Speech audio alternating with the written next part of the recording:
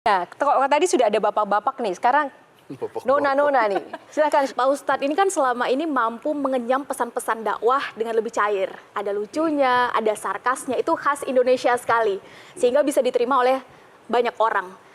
Pertanyaan Sherly adalah, dari mana Pak Ustadz skill itu Pak Ustadz dapat? Ini yang orang tidak tahu. Saya ini dosen komunikasi. S1, S2, S3 saya itu komunikasi. Di dalam ilmu komunikasi ada disebut komunikasi persuasif. Bagaimana orang dibujuk supaya dia mau ikut dengan kita.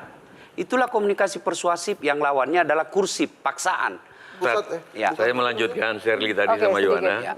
Ya. Nah, tolong bujuk saya supaya sholat. Puasa saya lakukan, semua saya lakukan kecuali sholat.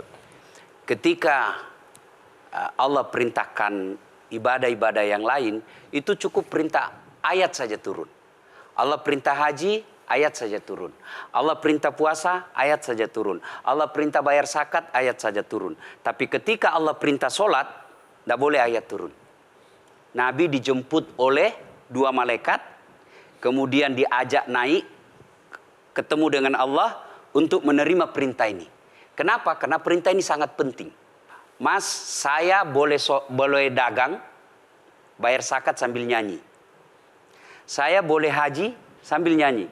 Tawaf, labbaik Allahumma labbaik, labbaik la syarika laka labbaik. Boleh.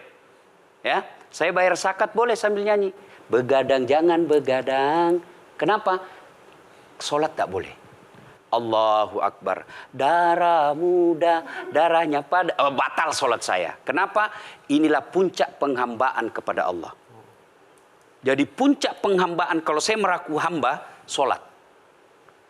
Yang paling mulia dalam tubuh kita, kepala. Adik-adik bercanda dipukul pantatmu masih senyum. Dorong dadamu masih senyum. Tapi jangan bercanda pukul kepalamu. Tak, kau pukul kepala saya pasti saya marah. Kenapa? Harga diri di sini. Tapi ketika kita sholat, anggota tubuh yang paling mulia, kepala, rendahkan seperti kakimu. kita akan masuk ke next box. Ini penting. Kalau saya sudah mulai ini. Oke. Ya, karena kalau ketika saya mau sholat, saya melihat banyak koruptor sholat. Ya. Saya melihat banyak orang sholat yang kalau saya ajak ngomong main HP, nggak punya adab. Yang paling enak memang sholat tidak korupsi.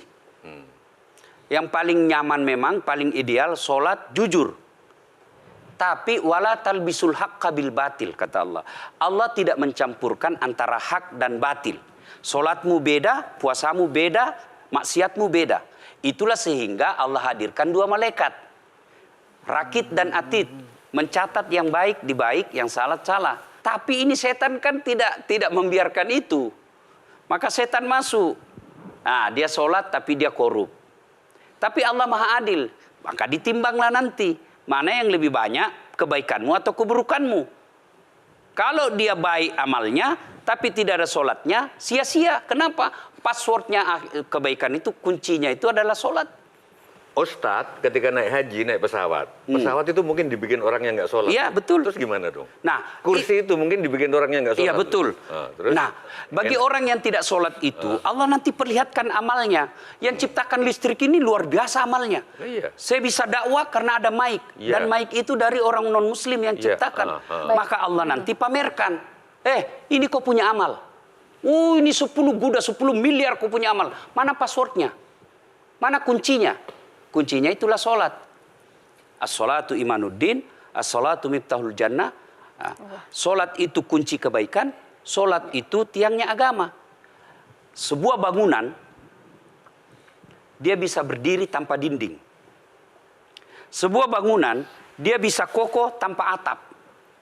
Tapi ketika bangunan tidak punya tiang, pasti tidak kokoh.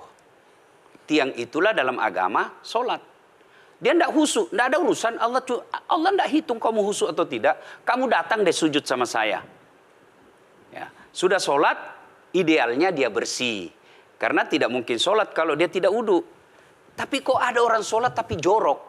Buang sampah sembarangan. Itulah keberhasilan setan menggoda kita. Itulah sebabnya kita minta perlindungan kepada Allah. Kenapa ketika melontar 3 jumroh? Orang haji kan melempar 3 jumroh. Satu tiang 7 batu. Kenapa tidak dikumpul saja itu, satu kali lempar, tak, tak, tak. Kenapa? Kenapa mesti 3 hari dan kenapa mesti 3 titik? Itu pesan moralnya, melawan setan itu perlu napas panjang. Dengar azan, jangan pikir setan, dia tebar itu. Tidak usah kau sholat, nanti kau tua. Anggaplah pergi sholat, setan menyerah, tidak. Buru-buru kamu, buru-buru. Akhirnya apa? Wudhu tidak sempurna. Anggaplah Anda wudhu dengan sempurna. Setan menyerah, tidak. Masuk masjid. Tidak usah sholat sunnah, tidak usah sholat sunnah. Prinsipnya setan, kalau dia tidak bisa dikalah, jangan untung. Nah, gimana Mbak Teja? Udah teryakin kan? Oke. Jelajahi cara baru mendapatkan informasi. Download Metro TV Extend sekarang.